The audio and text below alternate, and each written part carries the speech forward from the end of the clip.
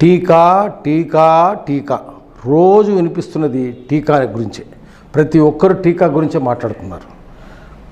Corona వ్యాధి విజృంభించిన తర్వాత ఏ పత్రిక చూసినా టీకా గురించే వార్త. అసలు టీకా అంటే ఏంది? టీకా గురించి ఇంత చర్చ ఎందుకు అవుతుంది?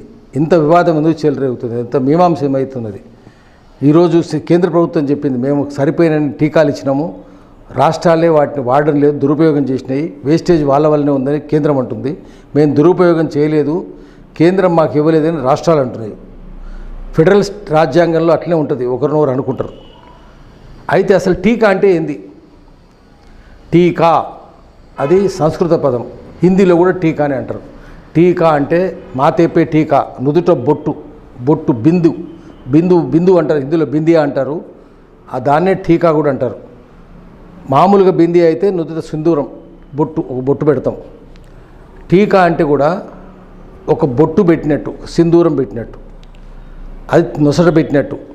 ఏమి కాదయ్యా, ఇది వ్యాక్సిన్ ఇస్తున్నాము, వ్యాక్సిన్ అంటే ఇగో చేయికి ఇస్తాము, ఆ చేతికి ఇచ్చేది చిన్న బొట్టులాగా ఇస్తాము, చుక్క పొడిచినట్టు, చుక్క అన్నట్టు, చుక్క పొడిచినట్టు. బిందు అంటే కూడా చుక్క పొడిచినట్టు. బిందియా అంటారు, టీకా అంటారు. మాతేపే టీకా, టీకా లగాయతో ఠీక్ హో జాయింగే. ఓ చుక్క పెడితే నువ్వు బాగా అయిపోతావు. ఈ టీకా ఎందుకయింది? పూర్వం టీకాలు పెట్టేవాళ్ళు. టీకా మాతేపే టీకా లగావు, హిందీలో అదే అంటారు. నొసట చుక్క అని. ఇది దేంతో చేసేవాళ్ళు? పూర్వము సున్నము పసుపు కలిపితే ఎర్ర రంగు వచ్చేస్తుంది. రెండు ప్రకృతి నుంచి వచ్చినాయి. ఈ రెండింటిని కలిపి సున్నం చేసేవాళ్ళు. దాంట్లో మంచి వాసన ఉండాలి కదా, సున్నం కలిపినారు, పసుపు కలిపినారు. సుగంధం ఉండాలి, చందనం కలిపేవాళ్ళు, అంటే గంధం తీసి దాంట్లో కలిపేవాళ్ళు. శుభకార్యాలకి ఇది వాడేవాళ్ళు, దేవుని దగ్గరికి పోయేటప్పుడు వాడేవాళ్ళు. పెళ్ళికి ముందు అయితే ఈ సింధూరంలో బియ్యం కూడా పెట్టి నొసట పెడతారు, వరునికి కానీ వధువుకి కానీ. గడ్డానికి గంధం రుద్దుతారు, పైన టీకా పెడతారు, సున్నం పసుపు కలిపిన సింధూరం అంటే ఎర్ర రంగు పెట్టేస్తారు. అది పెళ్ళికి ముందు ఉంటుంది, శుభకార్యాలకు ముందు ఉంటుంది. రాజతిలక్ అంటారు, రాజతిలక్ అంటే పట్టాభిషేకానికి ముందు బొట్టు పెట్టడం, అది కూడా తిలకే టీకా. రాజాకు టీకా లగావు. చనిపోయేటప్పుడు కూడా శవాల దగ్గర కూడా పెట్టుకుంటారు. దానివల్ల వైరస్ రాదు అని ఉద్దేశం. టీకా పెట్టుకుంటే వైరస్ రాదు, అశుభం రాదు, అశుభం జరగదు. పసుపు సున్నం కలుపుకుంటే అశుభం రాదు, అశుభం జరగదు. అట్లా దయ్యాలు భూతాలు రావు, గాలి సోకదు. గాలి అంటే కన్నడలో పాత తెలుగులో కూడా గాలి అంటే దయ్యం పట్టదు. అందుకని వెంటనే తరిమేయచ్చునని చెప్పి టీకా పెట్టుకునేవాళ్ళు. ఇది కూడా అంతే నాయన, ఇది పెట్టుకుంటే నీకు బొట్టులాగా ఉంటుంది. ఈ టీకా, ఈ వ్యాక్సిన్ తోటి నీకు ఇది బొట్టులాగా పనిచేస్తుంది.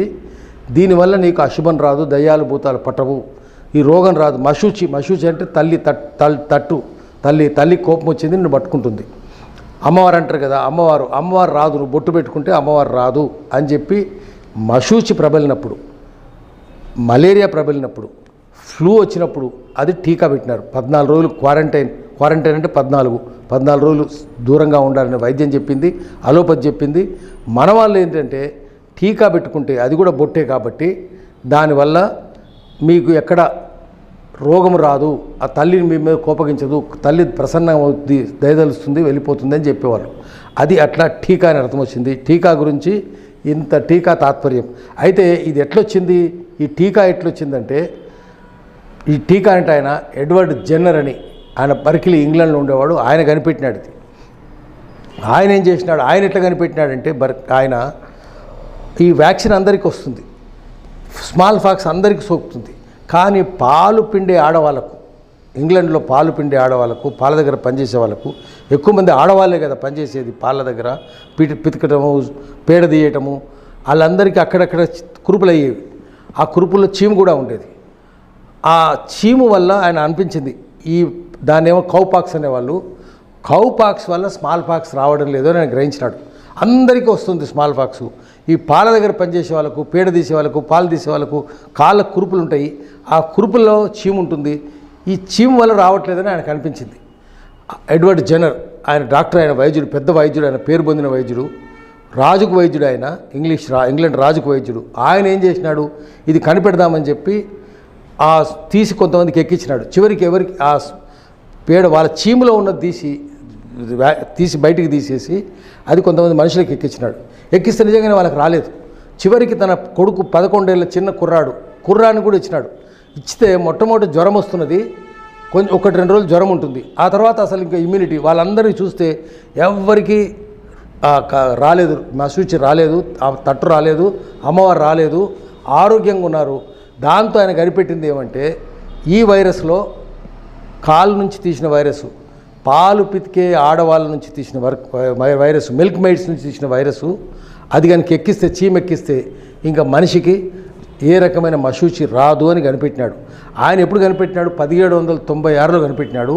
ఇది మళ్ళీ పరిశోధనలు చేసి చివరికి స్మాల్ ఫాక్స్ నుంచి కూడా తీసి ఇంజెక్షన్, దాన్ని ఆ స్మాల్ ఫాక్స్లో ఉండే వైరస్, ఆ మశూచిలో ఉండే వైరస్ని తీసి దాన్ని చంపి లేదా ఇనాక్టివ్ చేసి దాన్ని మనుషులకు ఎక్కిస్తే ఇంకా వాళ్ళకు ఆ వ్యాక్సిన్ ద్వారా రాలేదు, మళ్ళీ ఆ రోగం మశూచే రాలేదు. ఎందుకంటే చిన్నగా ఎక్కించినారు, అది లోపలికి పోయింది. దానికి ఆ మశూచి వైరస్ లోపలికి పోయిన తర్వాత, మనిషికి ఎక్కించిన తర్వాత లోపల రోగనిరోధక శక్తి పెరిగింది, యాంటీబాడీస్ పెరిగినాయి, డిఫెన్స్ మెకానిజం పెరిగింది. దాంతో మనిషి బాగుపడ్డాడు. ఇంకా అసలు మశూచి రానేలేదు. చుక్క ఇచ్చిన వాళ్ళకు, టీకా ఇచ్చిన వాళ్ళకు, ఆ బొట్టు పెట్టిన వాళ్ళకు, వైరస్ బొట్టు అది పెట్టిన వాళ్ళకు ఇంకా రోగం రాలేదు, మశూచి రాలేదు. అది ఇంగ్లాండ్ ప్రభుత్వం కనిపెట్టి దాని పరిశోధనలు చేసినాక ఒక 40 ఏళ్ళ పరిశోధనల తర్వాత వ్యాక్సినేషన్ యాక్ట్ తీసుకొచ్చింది. ప్రతి ఒక్కరికి బలవంతంగానైనా సరే వారికి మశూచి రాకుండా వ్యాక్సిన్ ఇచ్చి తీరాలి అని వ్యాక్సినేషన్ యాక్టు 1840లో మొదలైంది. అట్లా మశూచికి నిరోధించడానికి వీళ్ళు టీకాలు కనిపెట్టినారు. ఈ మశూచి మీద కూడా చాలా పరిశోధన చేసింది. ఎప్పుడు వచ్చి ఉంటుంది మశూచి? ఈ కరోనా కూడా ఎప్పుడు వచ్చి ఉంటుంది? అది కూడా కనిపెట్టాలి. ముందు కూడా ఉండుంటుందేమో, 100 ఏళ్ల క్రితం కూడా కరోనా ఉండుంటుంది, మరి వచ్చి పోతున్నదేమో, మళ్ళీ రావచ్చు, మళ్ళీ పోవచ్చు. అయితే ఇది గత 200-300 ఏళ్ళ నుంచి ఎక్కడైనా పరిశోధనలు చేస్తే కనిపించలేదు మశూచి. ఈ వైరస్, కరోనా వైరస్ కనిపించలేదు. మశూచి వైరస్ ఉంది, ఫ్లూ వైరస్ ఉంది, ఇంకో వైరస్ ఉన్నాయి, కానీ ఈ వైరస్ లేదు. అయితే ఇది చర్మాన్ని చూడాలి. ఎక్కడన్నా వచ్చిందా అనంటే ఈజిప్ట్లో మమ్మీస్, నైల్ నది ఒడ్డున మమ్మీస్ని పాతిపెట్టినారు. మనుషులను పాతిపెట్టి ఆ మనుషులు ఉన్నారు, ఇంకా మమ్మీస్ అట్లాగే ఉన్నాయి. అక్కడ అది ఎప్పుడు పాతిపెట్టి ఉంటారంటే 3000 ఏళ్ల క్రితం, 4000 ఏళ్ల క్రితం పాతిపెట్టుంటారు. రామోస్ అనే రాజు ప్రధాని ఆయన పాతిపెట్టినారు చాలా లక్సర్ అనే ప్రాంతంలో, నైల్ నది ఒడ్డున. ఆ మమ్మీ అట్లనే ఉంది. ఆ మమ్మీని చూస్తే 3500 ఏళ్ల క్రితం నాటి మమ్మీలో మశూచి గుర్తులు ఉన్నాయి. చుక్కలుగా బొడిపలు ఉన్నాయి. ఇవి మశూచి బొడిపలు, మశూచి గుర్తులు అని చెప్తున్నారు. కాబట్టి అప్పటి నుంచి కూడా ఉంటుంది. కానీ మశూచికి టీకా కనిపెట్టి ఆ చట్టం వచ్చి 1840లో వచ్చేసింది. అంటే 180 ఏళ్ళు అవుతుంది అది. అప్పటి నుంచి ఈ మశూచికి వచ్చిన టీకా, బొట్టు పెట్టడం, తెలుగులో హిందీలో దాన్ని టీకా అన్నారు. టీకా లగాయితో టీక్ హో జాయింగే అన్నారు. అందుకని టీకా మీద ఇంత టీకా తాత్పర్యం అవసరమైంది.